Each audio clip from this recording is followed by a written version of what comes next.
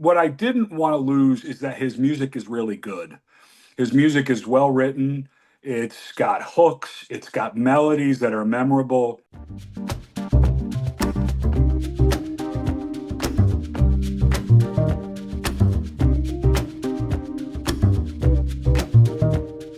Thanks so much for joining me today. I've got Ed Cunningham, the director of Arcades and Love Songs, The Ballad of Walter Day, which is it's premiering at the Man Chinese Theater on April 17th, 2025, and then it's going on a press tour. It is a documentary about a figure in the video game industry, a well-known figure, but it is not what you would think. It is not a documentary. It touches on his life as a video game kind of referee and the other activities, but this is also kind of a swan song or maybe a rebirth for him. It is him trying to fulfill something that he has been wanting to do for a long time. It is touching. It is inspirational. It does touch on all the things you love about King of Kong as well, and it has some cameos from that as well. So it touches that gamer itch, but it also touches that like feeling of hope, that hope to like do something new and break out and try something even if you're later in life. I really enjoyed it. I thought it was an interesting film, and I love Walter Day, so it was fun to see a documentary about him. So I'm very excited to talk to you, and thanks so much for joining me. Yeah, thanks. I mean, that was part of our intent. We were not interested in making King of Kong 2. That's more of a legal drama than we were interested in making. Whereas with Walter, it really became more of a personal journey. And you're right, it's really about dream fulfillment. And it's 73 years old when we started filming, now 74. It's rare to see people that late in life take this big of a leap of faith, and especially with something that's so vulnerable, singing in public. Most people don't want to do that ever. And Walter really, and the nice part for us was it was King of Kong fans who made this happen. They Mhm. paid for him to make his album finally and pay off a dream he had shared with us back in 2007 in that movie when he talked about wanting to sing these songs he's been hearing since the mid 80s. So these songs have been with him for 40 years now. So to finally get them out was a life goal for him.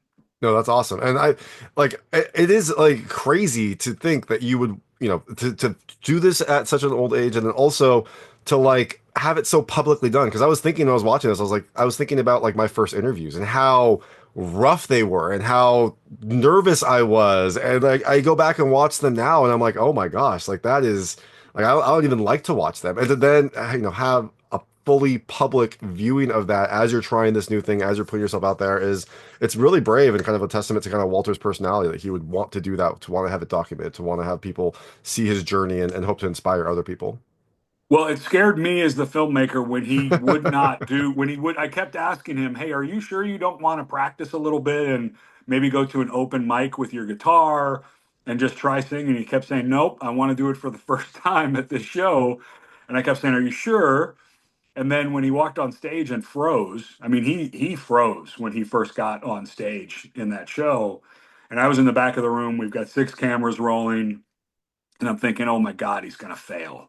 And I had a really scary moment of, we've been filming, we started filming in August 22. That was February of 23.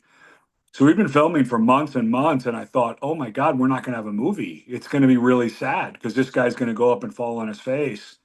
And what really became clear during the show with all of the people there that love him and support him and that he had loved and supported and pushed into the spotlight, they were all ready to support him. They were all ready to get behind him and make him feel good about himself.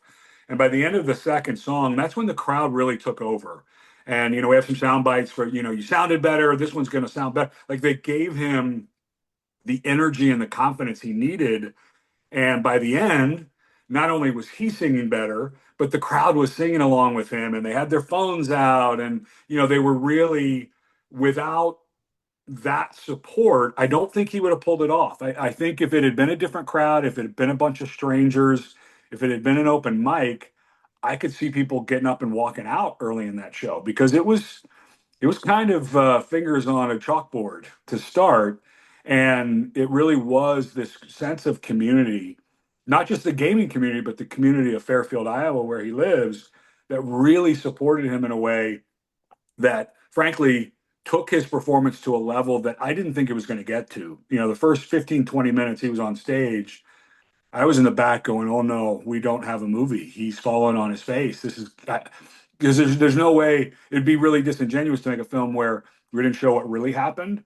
And luckily, by the end of it, he got his confidence, he got his voice, he was on time, he was in tune, and it was really lovely to see that it was the audience that gave him that energy, that gave him that confidence. Yeah, definitely. No, he definitely the vocals progressed, the whole performance progressed as he went through, which is lovely to see. Because yeah, you're right. The first one, you're like, oh, like he's out there, he's doing it. Like that takes courage already. But then as it's going, it turns into a real like performance for him, and it really kind of like shows how much he was working, how much he was thinking about it. Well, and it could also, I what I didn't want to lose is that his music is really good. His music is well written. It's got hooks. It's got melodies that are memorable. And we have that shot when he plays the encore of "Hold Me," where Shane, the woman who had broke his heart, who was there, is actually mouthing along to the words in the song because they're hearing it for a second time. And it just, to me, because I've been hearing these songs now for 20 years. We first filmed with Walter in February of 2005. Oh my gosh. Yeah. So it was 20 years ago that I heard about these songs and how this woman broke his heart. And so I've been sort of living with his, and he shared his dream in King of Kong. I don't want to be this referee anymore. I want to be an artist up there singing my songs. And so to be able to bring that full circle was really fulfilling. But what really made it special for me was all of those people. Billy Mitchell, Steve Sanders, the guys from Color Switch who paid for his film, his voice coach was there. All of his friends from the community were there. And it was their confidence in him and their love for him that gave him the confidence and ability to really nail it by the end. I mean, he was nailing it by the end. He's not a big voice, he's not going to be a Celine Dion type of singer, but his songs are really good. And that's what we were able to convey to the audience is these aren't hokey. This isn't some guy who doesn't know what he's doing with songs. This guy knows how to construct a song. And we saw him learn in that show how to perform the songs, which he had never done before that night. And that was a scary proposition as a filmmaker that he decided not to practice in public before that show. Yeah, no, definitely. You don't want to have those kinds of unknowns when you're trying to make a film, but I guess you had to deal with it here. And I also love, like you said, like this was about him, even though you had these other stars, people that draw their own crowds. Billy Mitchell, being the most visible one, but other people from the gaming industry, from the King of Kong industry. But the night was focused still on Walter. They were all there for Walter, and Walter was the star of that show, even though he was surrounded by other superstars as well. Yeah, and that was a big part of why I wanted to make the film. A couple different reasons, but a big one was I met a whole different Billy Mitchell this time than I did last time. He was cocky. He was abrasive at times the first time we worked with him.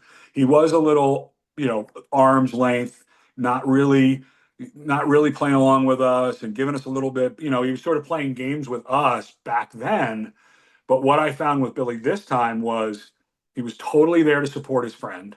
He had been there to support him during the lawsuit, both financially and strategically.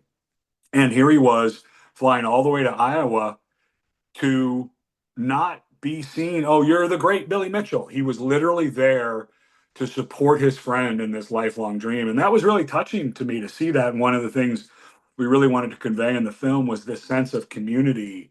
Everyone knows, there's the gamer community, there's the classic gamer community, there's the D&D community. There's all these little communities of people that get together for like-minded things that they like. But this one, I think, this gave us an opportunity to show here was this guy in Walter Day who'd spent his entire life putting the spotlight on other people. And when it was his turn, everybody was great. Everybody wanted to support him. They weren't like, oh, well, what about me? Billy was just the opposite. I mean, when I first called Billy and said, I think we're going to make this movie, he said, great, you're not making a movie about me anymore. You've already done that. Let's do it about Walter. So it was really full support for Walter, and it was really nice that we were able to convey that in the film.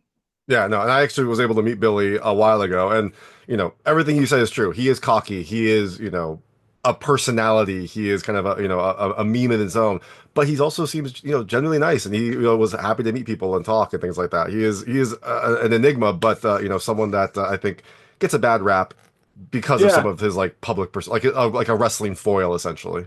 yeah, yeah. It's funny. I found out I didn't know this, but King of Kong is apparently very popular in the wrestling circles, both with fans and wrestlers themselves, because of the heel babyface story of Exactly. King of Kong. I had no Yeah. idea, but that's what he is. He knew, and he's shared this with us, and we actually interviewed him about this for this film, but it just didn't fit into the story, so we didn't use it. But he saw that a lot of the gamers were sort of these super nice, kind of dorky guys, and oh shucks, I want to break the record. And he saw a vacuum there for a bad guy. He saw a vacuum for a Darth Vader character, and he filled it with a plum. He's very good at that.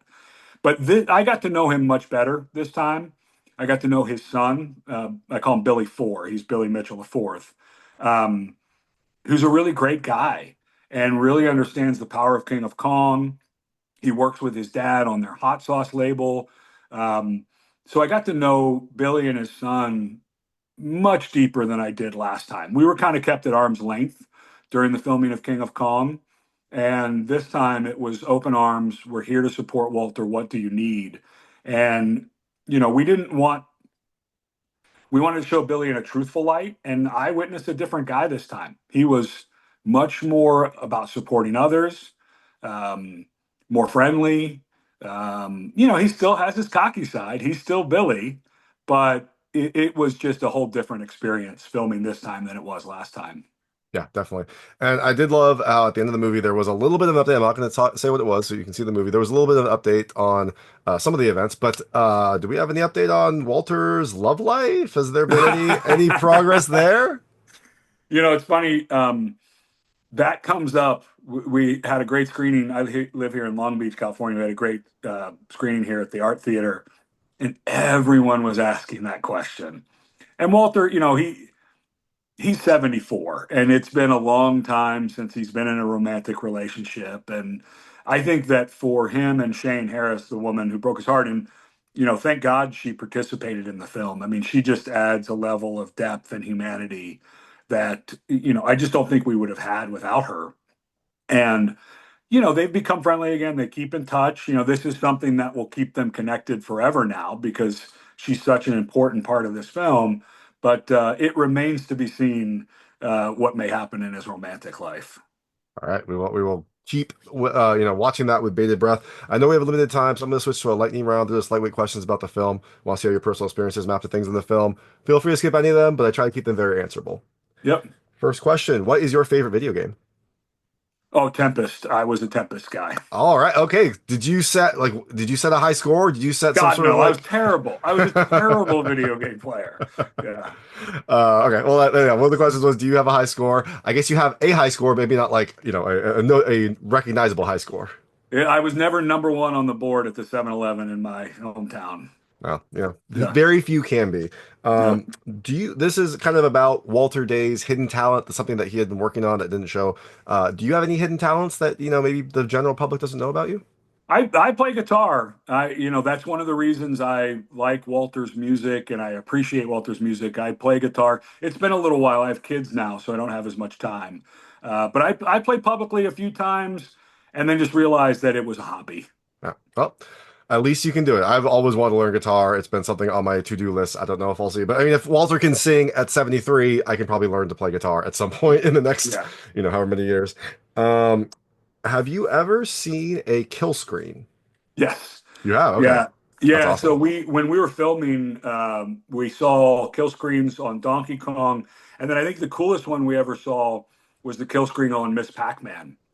We Oh, were one of the nice. only film crews ever to film someone get a kill screen on the Miss Pac-Man machine, and it was in one of the original versions of King of Kong while we were editing the film, because everyone in the room when we filmed it, they said, "You realize you just filmed history. No one's ever filmed a Miss Pac-Man kill screen." So that's the one that I sort of Donkey Kong. I don't want to say Donkey Kong kill screen is easy, but it's easier than the Miss Pac-Man kill screen. Yeah, no, for sure. That's awesome. That is great timing and also, great for the movie you were making. And the last question, this is about, Walter kind of writing songs for a heartache, for a breakup. Have you ever produced any sort of art? I assume songs because you play guitar, but a poem, painting, anything like that because of some, unrequited love, some breakup, some sad thing that happened in your life? It's funny. No, but I always used to hate the Smiths. I don't know if you remember the band, the Smiths. It was always this mopey, heartbroken, longing. I got broken up with, and all of a sudden, the Smiths made sense to me. I became a huge Smiths fan. Morrissey's issues aside, but no, it wasn't art for me, but it was someone else's art that was coming from a place of heartbreak and longing. That all of a sudden it clicked, and I couldn't stop listening to it. I listened to that.